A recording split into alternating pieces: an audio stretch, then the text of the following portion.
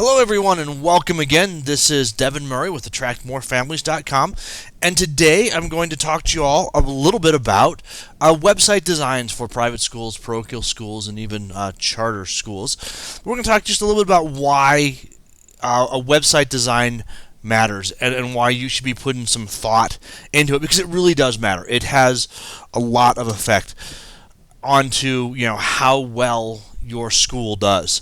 So let's just start off with the question, why does it matter? Because I know a lot of us are not really big tech people.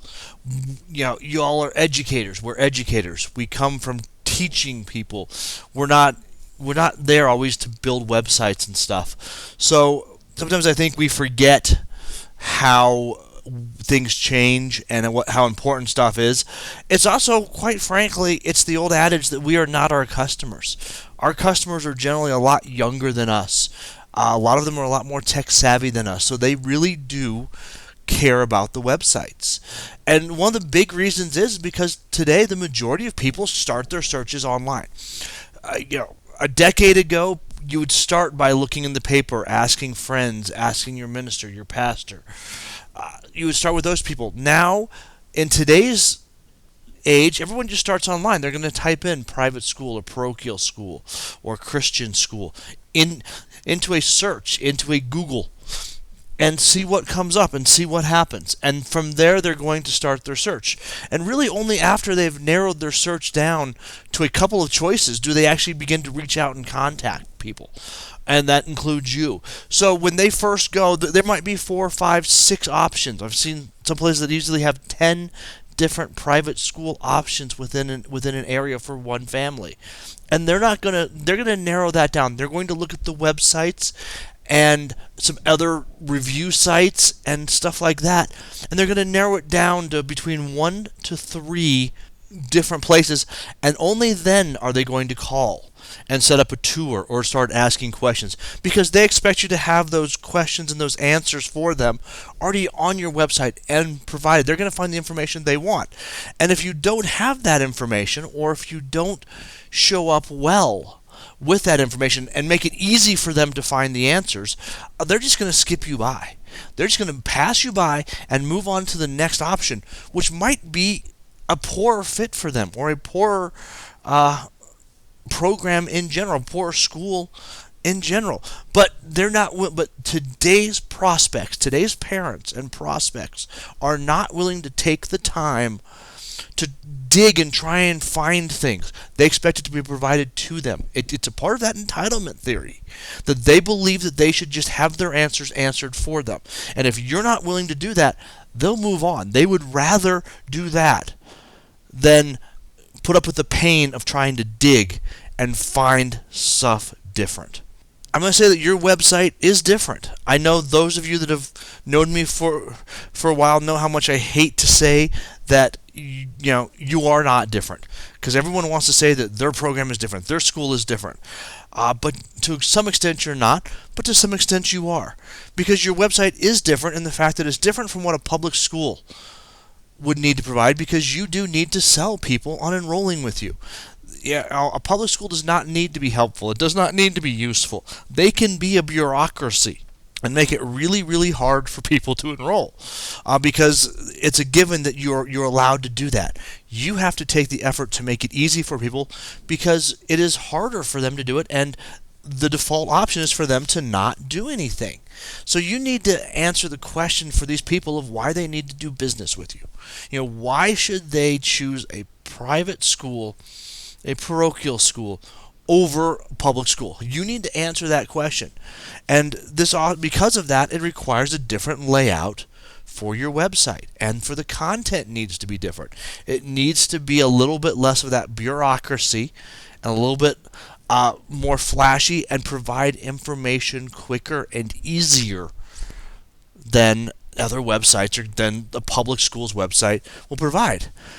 You'll also find that your website is different from other private schools, because every school out there was started for a reason. Your private school exists for a reason. There was a need, and it's obviously not easy to start a private school. So the need had to be great enough that people felt at some point in time that it was worth it to start it, and there was a reason why. It's the old Simon Sinek's thing about start with why. So there's a why your school is there. And because of that, you need to be out there helping people understand why you have this something unique and how that's going to help the children. All right? You also find that no two schools are the same. So your website shouldn't look the same. Yours should not look the same as the one down the street. Yours also should not look the same as the same Christian school a town over or halfway across the country. Because again, you are different. So you need to make sure that you are showing that difference by the way your website looks. Because the other thing you'll find is that people perceive a website in 5 seconds or less. So what that means is that there's a lot of subconscious going on in how people perceive what your website's about and what you are about. And a lot of that subconscious is very subtle. So what a school in California and a school in Omaha are going to have two very different looks and feels simply because of the subconscious level. And that's one of the reasons, too, why you need to put time and effort into thinking about your website and not just handing it over to some big company that does mass websites, or even family who is with you that's agreed to build a website for you. Because even though they're going to do great and they're going to help you, both of those are going to help you, you need to make sure that you are providing them some guidance and looking at what is happening. The other thing that your website really needs to do is avoid what I call the blah, blah, blah. And I see this all the time, and this is where your website reads like every other website out there. We value education and independence. We're the best value for your money. We put education above all. We hope to inspire children to become the best they can be. Those are great, and I know that's what we mean, but if you read like every other website out there, how do you differ from them? And it becomes very much what I call the blah, blah, blah. If I cannot put your website and 2 or 3 other websites up, in a room, we do this with masterminds all the time. I'll get, 10, 15 owners and leaders together, and I'll pull up just the words on the website and go, can you tell me what's different between these 3 programs, between these 3 different schools or 4 different schools? And do you even know which one is yours? Because I'll generally pull them off of everyone's websites, and most of them do not know which one is actually theirs, because they all read exactly the same. So you really want to make sure that you are avoiding that. Because if you sound like all the others' websites, you're going to get lost in the clutter of the prospects' minds. They're going to get confused because if you don't stand out as different, if all your wording is the same, they have no other choice. They don't understand what's different about you. If they can't remember, if you do not communicate your why on that website, they don't have any other way to make a choice. They want to make it on that why, but if you don't help them understand that, they can't. And if you don't help them understand how you're different, if you just do the blah, blah, blah, the only thing that they are left with that they can compete with, that they can make a distinction and a choice, is by going off of your price. And that's one of the big ways that we all end up in a price war and price sensitivity, because we have not done a good job of explaining to people how we are different from the options. And that's one of the big keys of those websites, because people can find out your rates even if you don't publish them.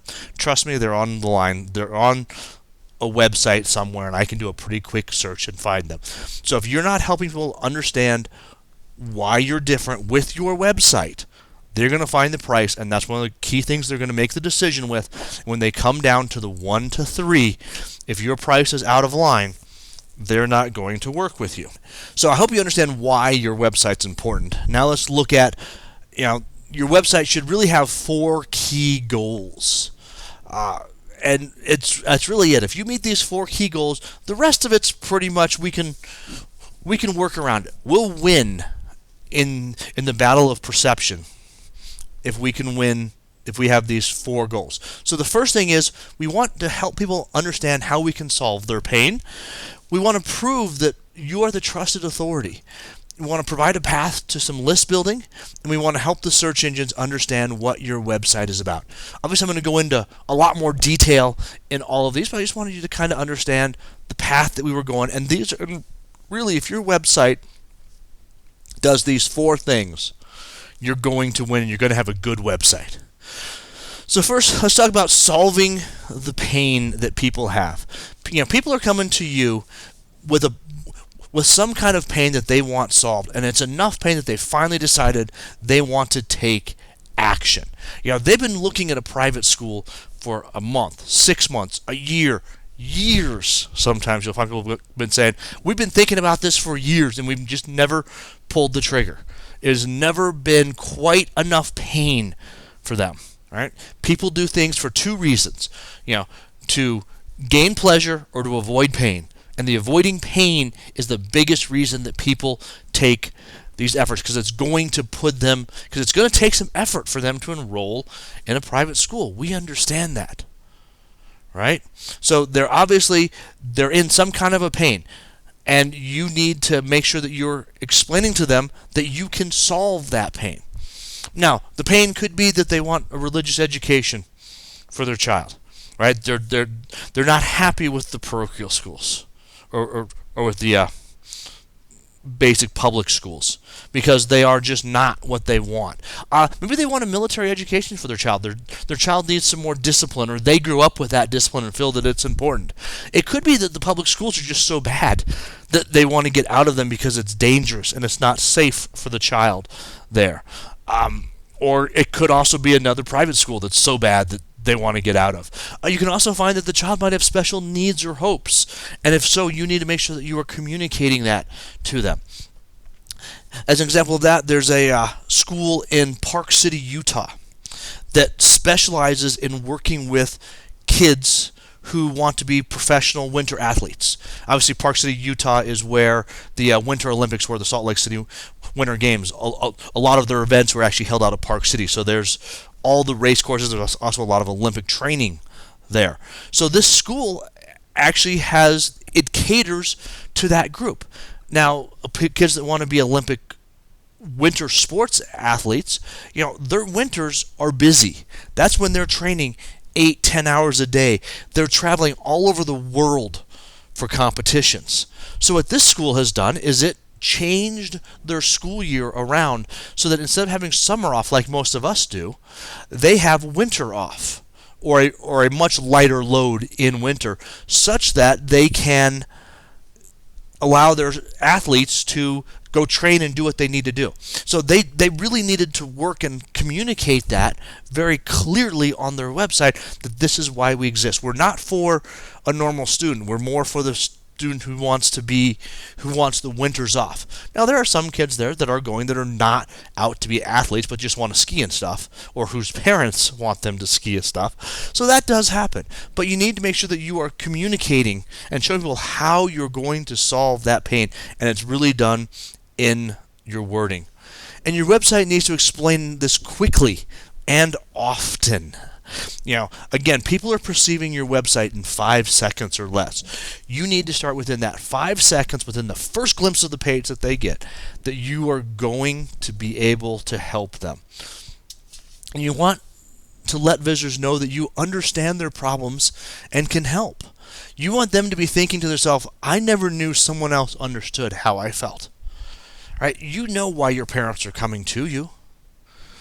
You know why people are enrolling. You've talked to them enough, and if you haven't, you need to start talking to them more. You've listened to the phone calls of the questions that people are asking when they're coming in. So go ahead and understand and start communicating that ahead of them.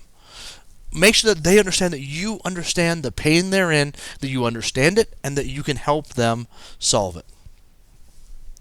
You also want, what is your USP? You need to communicate what is your unique selling position, or proposition. We use both of them. Which answers the question of why should they do business with you instead of all the other options, including doing nothing, right? Because they have the option to just continue in public school and do nothing. So you have to actually beat that inertia also, right? So you need to be answering regularly and all the time and very quickly showing them how you're going to solve that pain and why, which is why they should do business with you. I also want to let you know, so don't be afraid of turning off people who are not your ideal clients. I know everyone's always afraid that, if I say that on my website, we specialize in winter students. We specialize in the child that wants an active education, that wants to get out and actually do stuff and learn through experiments, right? A lot of schools that I know are doing that very well right now, but they're always afraid to put that out there because they're afraid, we're going to turn off the parent who wants a very academic education. But I want you to understand that you can't please everyone. All right, if you are an outdoor, if you're a very active education, hands-on education school, you're not going to please the academic, the one who wants the academics and the AP classes for everything for their child. That's not who you're going to be. So it's okay, and you really don't want to be wasting your time on prospects who will never enroll with you. The sooner that you weed those people out, the sooner that you go to people and go, this is not the right school for you, either actually saying that or more through the words and the images on your website, the sooner that you make that distinction, the less time, money, and effort you're going to put into someone who's never going to enroll with you anyways. And here's the great thing. The less time, money, and effort that you put into people who are not going to enroll with you means that you have more time, money, and effort that you can put into really wooing and wowing your ideal prospect. So, because you only have so much time in the day, and I know that every single one of you is overwhelmed with stuff to do. So don't think that turning away somebody is bad. It's good if they're not your ideal customer, turn them away, save that time, save that money for the people who actually are the ones that are going to enroll, and go ahead and work with them. You also want to communicate how you can solve their pain in as many different ways as possible. We are a multimodal, multi-sense people. So you want to make sure that you're working very hard at making sure you communicate with them in all the different ways. So you want to do it with the written word. As the old Robin Collier has said, you want to enter the conversation that's already going on in their head. You want to be finishing the sentences that your ideal prospect is starting. You need to understand them that well, that you know what their pain is, and that you can solve them. So if they want the military education because they feel that children succeed better in business and in life if they've been through some hardness, and have been toughened up a little bit and know how to follow rules, then you need to be the one who is helping them. Go ahead and use those words. Complete those sentences. You also want to use before and afterwards. So before they felt this, now they feel this. Before the child came to us, they were failing miserably and a troubled child. Once they came to our school and learned that it's okay to move around in class and to use your hands, all of a sudden now they're a straight A student who's scoring top of the percentiles for standardized tests. Go ahead and use those before and afterwards. You also will find the feel, felt, found is a very powerful tool at this stage and on your website, which is, I understand how you feel. A lot of our current parents that are here felt the same way, but they found that it's really not that big of a deal. Such thing as, I understand that you feel that this might be a little bit of a stretch to pay for our cost, but we are one of the best schools out there. But what a lot of our other parents that are here now felt the same way about that. But what they really found is once they got here, because we offer so many other things, after school care, and because of the education that they're having, because they don't need tutors and everything else, they've actually found that really we're only talking about a Starbucks latte every day in costs. Those are the kind of before and afterwards, the feel, felt, found, really helps people understand why you can solve their pain and how you can solve their pain. So go ahead and make sure you're using those words on your website. You also want to communicate via pictures. There's the old saying that picture's worth 1,000 words. And in today's society, where we are much more image driven, people don't read like they used to. It's actually become even more important. The pictures can be perceived in seconds by the mind and can give the entire picture of your entire program just by the pictures you use on your website and also on your social media, by the way. You want to show the end results with your pictures too, not just the problem, but you want to show the end results. And also make sure that your pictures really give thought to your pictures. Because one of the other things I see is that it's not the human mind can subconsciously perceive tremendously more information than we think it does. So even if the two kids in the front of the picture are smiling and happy and clean, if the kid in the background is frowning and dirty, the human mind is going to perceive the discontinuity there, and that and the incongruency between the happy kids in front and the sad, dirty, kid in back, and it's going to perceive the picture as a negative because the mind is also trained very well to look for trouble. That's how our mind is built, is to look for trouble to begin with. So make sure that your pictures are really showing the images you want, that they're showing the end results, and that it's all pictures. So look at all the image. Also make sure that your picture matches that of your ideal clients. I don't know how many times I see this. People love to use stock photos because stock photos look great. I'm the first one to admit that. But you want to make sure that it matches your ideal clients because, again, people are going to perceive subconsciously, this is me, they understand who I am, or they don't. So as a prime example of this, if your school mainly caters or has the majority of your ideal clients are Indian, right, you should not have pictures that are of African American and Caucasian kids. If you are a predominantly African American school, you should not have pictures of just African American kids, right? So make sure that you are picking the images that match your ideal clients, because otherwise there's that incongruency there, and the subconscious mind will pick up and go, oh, this school really isn't for me. Even though they won't say it, the prospect will not say it, the prospect will not even think it. It'll be in their subconscious level that this school is not me. They don't understand me. You also want to make sure that you are communicating how you can solve people's pains through video. I know this kind of scares everyone. Don't be scared. I'll talk about how to do videos at another time. They're really not that hard to do. It can even be as simple as a slideshow like this where you're actually just recording a PowerPoint. But video is the new form of communications. People would rather watch a video now than read. It's just who people are. It's how they have become. So if you're not providing video, a lot of people will not read a page. Even if they could read the page in half the time it would take to watch the video, they will not read the page. So make sure that you are providing this stuff with videos. That means a video on your homepage, videos helping explain the program. Anytime that there is any kind of material that would help you show how you can solve the pain, make sure that you're using words, images, and a video. Again, make sure that you're showing people how you can solve their pain. The next thing your website needs to do is it needs to show people that you are the authority. Because people want the best for their children, and they want to know that you are that place. And one of the key ways they do that is by perceived authority. If they perceive that you know a lot, that you are the authority figure in education, they're going to work with you, right?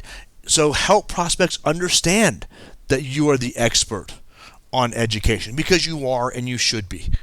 I know very few of you that are really not experts in child education. Most of you come from that. That's actually one of the reasons why marketing is not so great, because you are educators.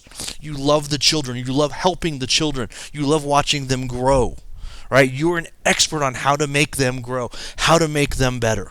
So make sure that you are helping people understand how that is, how you are the expert. Because just because it's simple to you doesn't mean it's simple to everybody else. This is another big concept I want everyone to understand, please. Is that, you understand child education. You went to school for this, a lot of you. You're regularly doing recurrent training. You're reading articles. You're talking to people. this stuff is simple to you.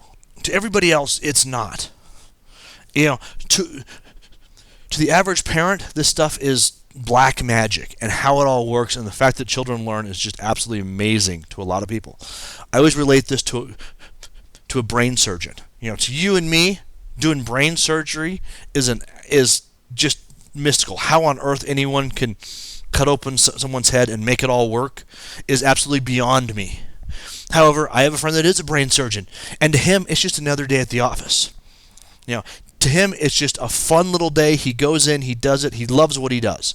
So make sure that you understand that just because everyone else's authority doesn't mean that you shouldn't be helping people understand that you are the authority too. So one of the biggest ways to do this is through blogs and articles. Again, just because it's simple for you doesn't mean it's simple to everybody else. So you want to be writing articles, and a blog is a great way to do that are showing that you understand about education. Right? Teach people about how kids learn. And just because you know it doesn't mean that the parent does it. That the parent knows it, and that the parent doesn't understand how powerful it is. That it's not going to impress the teacher because no one else is teaching them that. Right? Now, we know that you've got an education. You're going out to recurrent trainings all the time. Why not come back and write articles on that stuff? Write articles about stuff that you're learning both from your own classrooms and from trainings that you're doing and periodicals that you're reading. Learn that stuff. Have your teachers in the different grade levels and the different subjects writing an article explaining how you're going to solve that pain. Right? That's how you're going to show that you are an authority. So blogs and articles are one of the best ways. They also do great with search engines, and parents love this stuff. Another big way to make sure that you're showing the authorities is your records and your awards. So if your school has a really great record, 90% of our kids go on to college. We're ranking 90th percentile above public schools in standardized tests. If you're doing those, make sure that you are showing that. Also make sure the awards are very prominently shown. I had a client who was in Plano, Texas, who 2 years in a row had won a major award within the state. And now, does anyone want to take a guess as to where that plaque was? Yeah, it was buried not in the front room, not in the lobby, not even behind the desk. It was buried back in an administrator's office where only he could see it. And nobody knew that they had won these 2 awards. Once we took that award and put it front and center on their website, made sure that every new parent that came, and even returning parents, understood that this school had been winning awards, enrollment skyrocketed. Because they became the authority. They became the place to be. Parents could brag to other parents about it. They knew that their efforts were worth it because this is one of the best schools out there. So make sure that you're showing those awards. Make sure they're prominent on your website. Make sure that your records are being well seen and out there. Make sure that you're also proactively answering people's questions and alleviating their fear. People are coming to you scared. They really want to know what's wrong. They want to know how they can solve these problems. So if you can and they do not want to look foolish in front of other people. So help them understand how you can do that by proactively answering their questions. You know what the top 10 questions are that parents that are enrolling are going to ask. Why not have those on a frequently asked question page? Why not alleviate that fear? Why not answer those questions proactively? Yeah, here's how it works. Here's the enrollment process, right? Alleviate their fears. It's okay. It's really not that challenging. Make sure that they know when they're done reading your website and viewing your website that life is going to be okay. Alleviate those fears. Answer those questions proactively. Make sure that you are showing that, yes, we know how you're going to come into this program. We know what your fears are. We know what your questions are because I'm the expert, and here's the answers. I already know it because I've heard it a dozen times. You also want to be the trusted source, even for those people who don't enroll with you. This is a big one, right? Again, you're not going to be helpful to everybody. You're not going to be the ideal school for everyone. Not everyone in your town is going to enroll with you. I'm sorry to tell you that. You're not the best fit. But still be the trusted resource for those people who even don't enroll. Be the website that is still providing great educational information and blog posts. Why? Because people will refer you over time. Be the one that puts out a good consumer awareness guide for how to pick the right private school.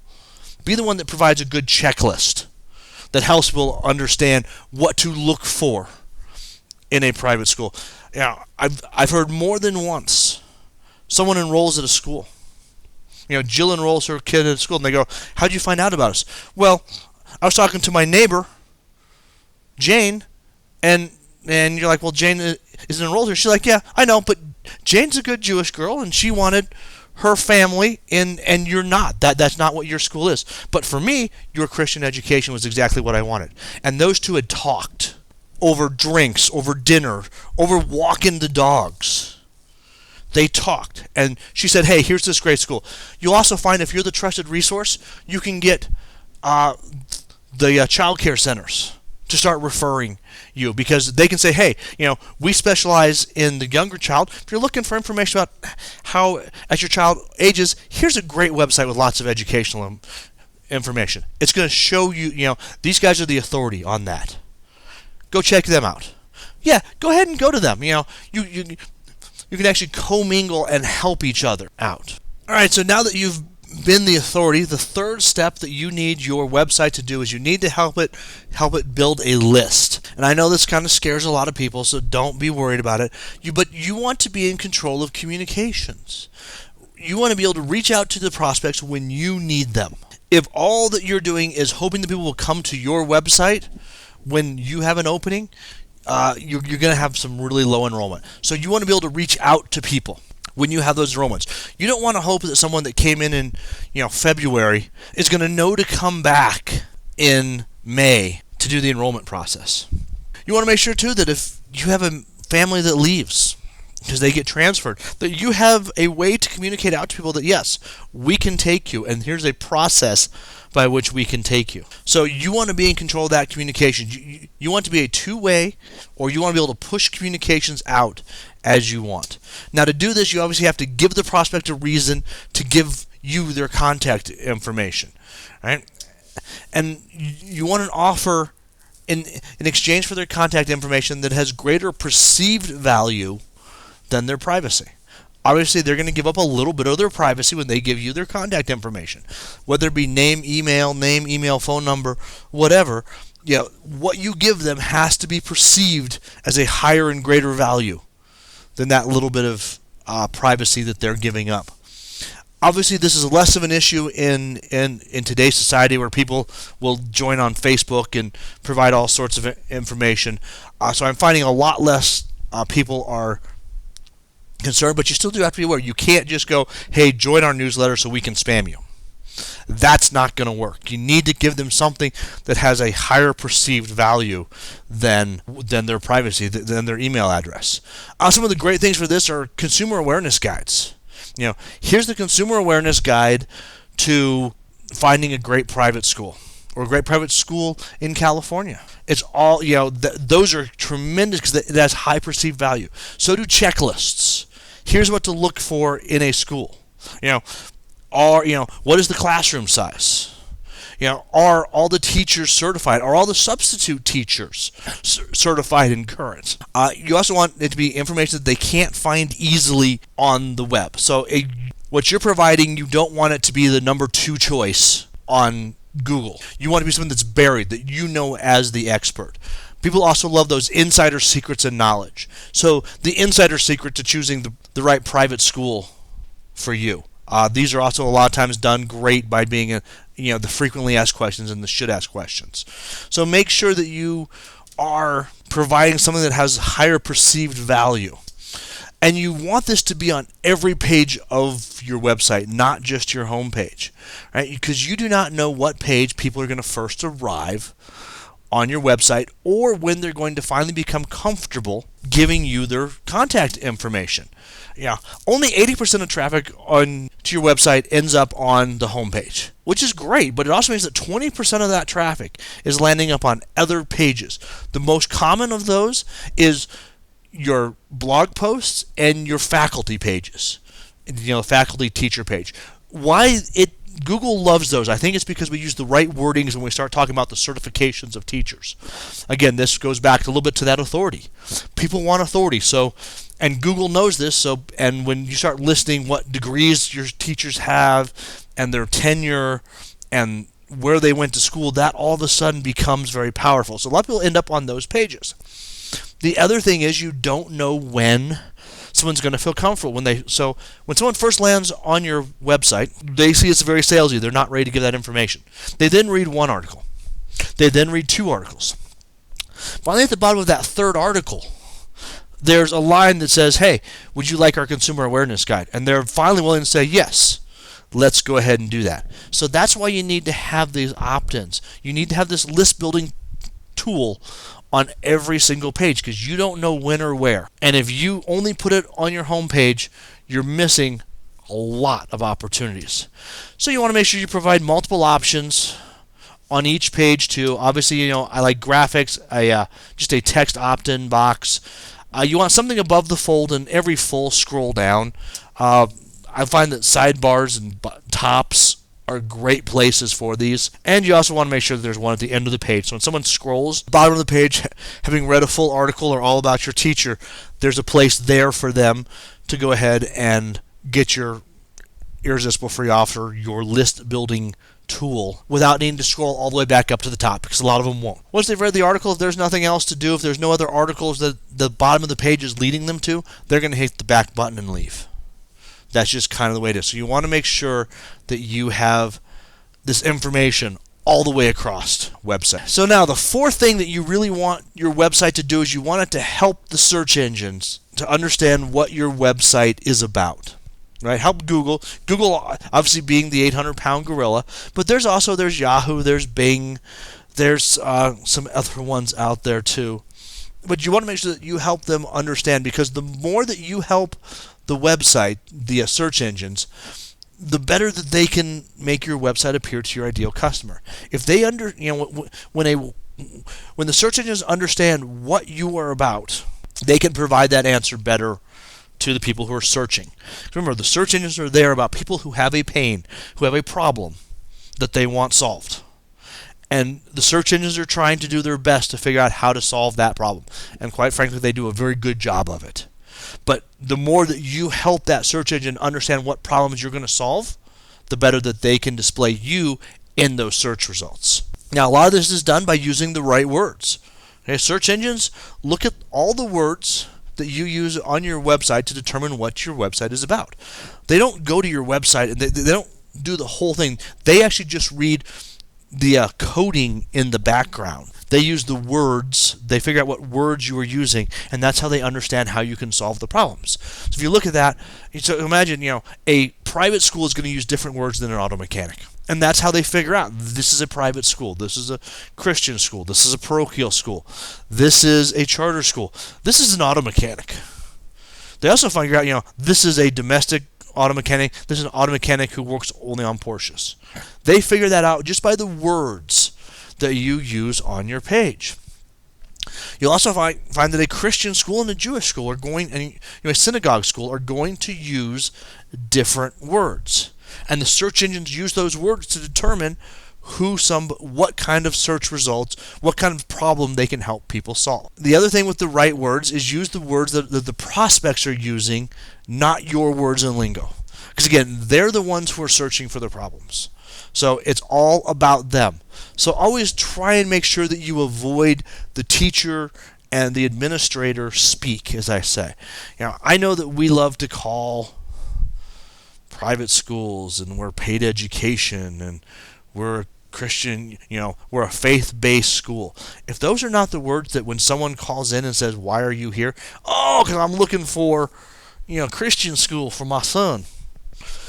Make sure that you are using the words that they are using on your website. Again, enter the conversation that's already going on in their head, not the words that you want to use, because it's about them. And the more that you help, and then the search engines are going to be going and looking for the words that they are searching for when they have a problem. The other big thing you want to make sure when you are helping the search engines is make sure you get the legal stuff covered. This is a kind of a we neglect this a lot of the times when we make websites. And this is because, quote unquote, real websites and companies have certain pages, and therefore you're expected to have those too. Obviously, the search engines they've set rules because there are a million plus pages a day created on the World Wide Web, and the search engines have to figure out what every single one of those pages is about. And one of the things they do is they create some very simple rules. And they go, here's what a company website should look like. And now these are big companies, so they're going to look at, the search engines are big, so they're going to look at the bigger companies. They're going to look at Amazon. They're going to look at CNN. They're going to look at Verizon. They're going to look at all of those sites, Etsy and eBay, and they're going to figure out from there what do all of these sites have in common. And then they're going to say this becomes what I call the legal stuff. So one of these pages is a contact us page. No matter how big or small your school is, you need to make sure you have a contact us page, not just your information on every page. They're looking for where's there a way that someone can get in contact with you if they have a problem. They want to know that you have that page and it's easily found. They want to have an about us page. I know most of you have that, but that is a page that if you don't have it, if you assume that your home page explains everything about who you are and what services you provide, that's not quite good enough for the search engines, and they will penalize you. And the biggest one that they will really penalize people on is a privacy and terms of service page. This is where you list, and this is a back page that says here's how we use your information. Yes, we cookie people. No, we don't cookie people. Yes, we ask for people's information. We are a commercial website. We do actually ask for money. We're just not an information site. We are a nonprofit. The privacy and the terms of service is a huge thing, especially in today's society. It's not whether you use people's information or not, it's whether or not you provided them the information. And this is a big one, and Google especially does tremendously penalizes people for not having a privacy and terms of service page or pages. There's also a disclaimers page.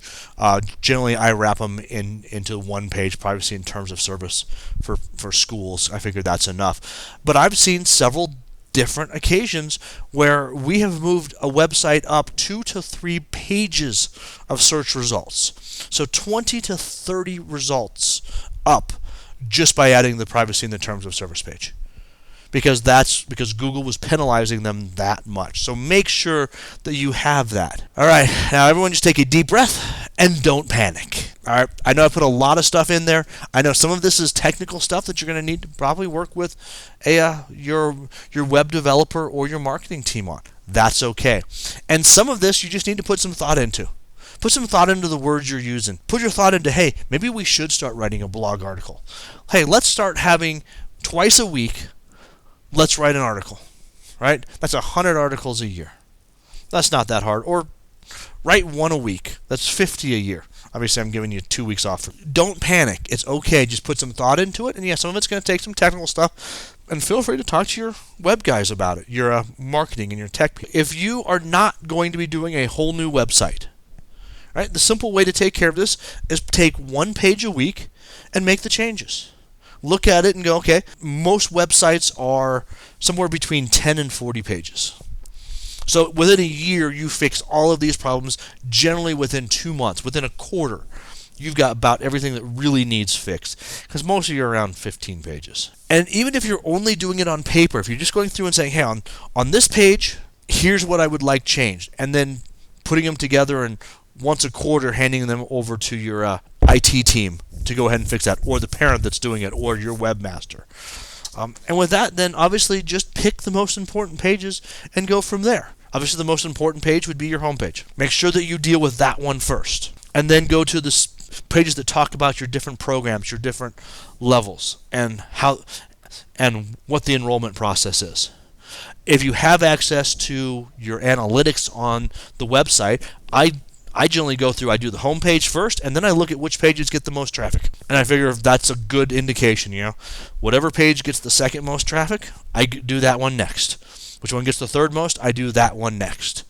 If you don't have an idea of what pages get the most, just think about if you were one of your parents, a prospect, which page would you go to first? Now, if you are doing a whole new website, just make sure you take the time and look in and think about this and work with your team. Don't just hand it off to your web developer to do. Because what you will find is most web designers are very bad marketers. And most marketers make very ugly websites. It's your job as the leader, as the owner, the leader, the administrator. It's your job to make sure that your website comes out looking the way it needs to. So a lot of times this means you need to play the intermediary between the designer and the marketing person and going, here's the pros and cons to each one, and just make sure you've thought about it. Because as long as you've thought about it, you're going to win 80% of the battle. All right, again, I just want to kind of reiterate your website has 4 critical parts for growing and maintaining your enrollment. And your website has a very critical part in that, and let it pull its weight, help it pull its weight in keeping you enrolled, because that's where people are starting their searches in this day and age. So first off, the 4 main goals: you want to help people understand how you can solve their problem. You want to prove that you are the trusted authority, provide a path for that list building so that you can contact them when you need to. And you want to help the search engine understand what your website is about. And apparently you should put a copyright somewhere right there in the middle of it. No, but anyways, so just make sure that your website has those 4 things. And now, do you want some help? If you'd like some help, if you're looking for someone who can help you grow your enrollment and profitability, I might be able to help you. I'll tell you, I do not work with everyone. I'm very selective about which clients I work with, but I want to make sure but if I can help you, I know that we can do some tremendous things. And the first step to do that is we actually just do a consultation. I sit down and we actually map out how we can grow your program. It's a free call. It's about 90 minutes long, which will map out the entire process over how you can grow your enrollment, grow your profitability. And at the end of that, I'm really not a big salesy guy, so at the end of that, if you want to take that plan, you can put that plan into effect on your own. If you'd like my help implementing it and making sure it gets done, I'm more than happy to help you with that. And if I do waste your time, if you feel like I completely wasted your time, I'm actually going to send you some money. Because I don't believe in wasting people's time. But to start that whole process, just go to attractmorefamilies.com. Again, this has been Devin Murray with attractmorefamilies.com, and I hope you found this useful. And please watch some of the other videos. And if you need any help, please feel free to contact me and say hi. Take care.